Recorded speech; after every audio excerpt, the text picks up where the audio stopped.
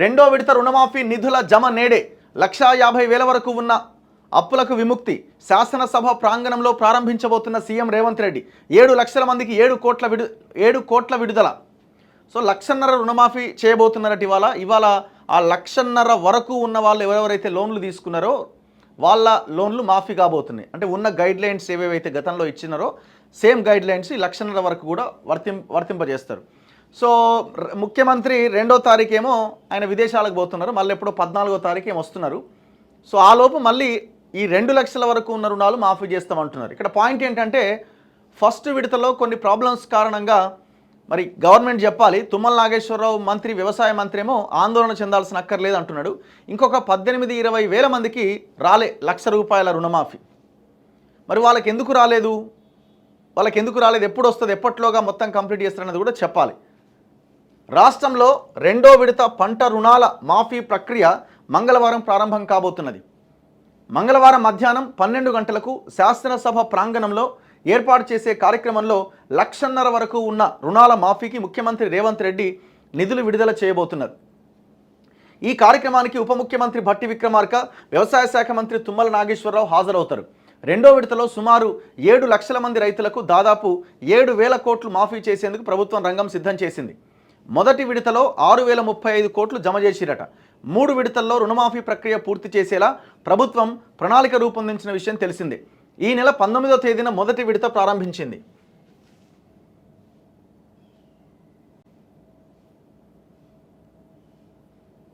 అందులో సుమారు 10,83,000 కుటుంబాలకు చెందిన 11,34,000 ఖాతాల్లో 6,035 కోట్లు జమ చేసినట్లు సర్కారు పేర్కొన్నది. తెల్ల రేషన్ కార్డ్, ఆధార్ నెంబర్, ఇతర వివరాలు సరిగ్గా లేకపోవడం, అసలు కంటే వడ్డీ ఎక్కువగా ఉండడం వంటి కారణాలతో పలువురికి నిధులు జమ కాలే. ఆదాయ పన్ను చెల్లింపుదారులు, ప్రభుత్వ ఉద్యోగులు, పెన్షన్దారులను అర్హుల జాబితా నుంచి ప్రభుత్వం తొలగించింది. మొదటి విడతలో రుణమాఫీ కాని వారి వినతుల స్వీకరణకు జిల్లా కార్యాలయాలు, మండలాల్లో హెల్ప్ డెస్క్లు ఏర్పాటు చేసింది. మరోవైపు మండల వ్యవసాయాధికారులు, వ్యవసాయ విస్తరణాధికారులకు పలువురు వినతులు కూడా సమర్పించారు. అవి ఇంకా పరిష్కారం కాలే. 2వ విడత జాబితాలో నిధుల విడుదల అనంతరం ఈ ప్రక్రియలో కూడా ఏమైనా సాంకేతిక సమస్యలుంటే స్పష్టత వస్తుందని, వాటిని పరిష్కరించేందుకు అవకాశం ఉందని ప్రభుత్వం భావిస్తున్నది. సో తక్షణము ఈ రానటువంటి వాళ్ళు ఎవరైతే ఉన్నారో వాళ్ళకి ఆ రుణాలు మాఫీ చేయాలి. ఇప్పుడు ఇందులో ఎంత లేదనుకున్నా ఇంకా ఇందులో కూడా అనర్హులు ఉంటారు. ఇప్పుడు ఒక 2 ఎకరాలు 3 ఎకరాలు ఏదైనా బిజినెస్ చేస్తూ ఇంకోటి చేస్తూ కొనుక్కున్న వాళ్ళు ట్యాక్స్ కట్టరు, ఇట్లా చాలామంది ఉంటారు. వాళ్ళకు కూడా మాఫీలు అవుతున్నాయి కదా. మరి అసలైన రైతులకు మాఫీ కాకపోతే అది అన్యాయం అవుతుంది కదా. సో దీన్ని తక్షణం పరిష్కరించాలి. రైతు వేదికల్లో ప్రత్యక్ష ప్రసారం అట.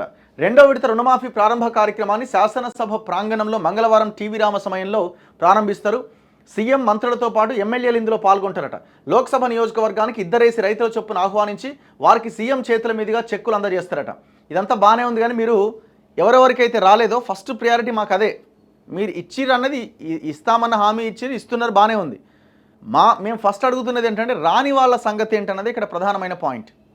రాని వాళ్ళకి ఖచ్చితంగా మీరు ఈ సమావేశంలో ఇప్పుడు ముఖ్యమంత్రి పాల్గొంటున్నారు కదా, ఈ మీటింగ్లో క్లారిటీ ఇవ్వాలి, ఎప్పట్లోగా మీరు ఆ రాని వాళ్ళకి ఇస్తారన్నది.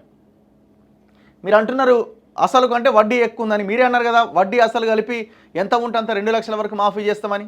చేసేయండి, అయిపోద్ది కదా.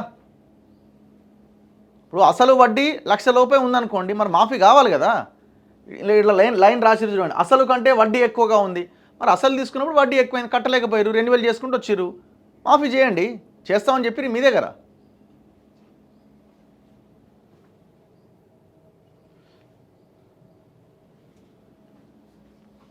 సో చూద్దాం ఏం చేస్తారన్నది, మనం దీని మీద కాన్సన్ట్రేట్ చేయాల్సిన అవసరం ఉంది. ఏంది ఇది?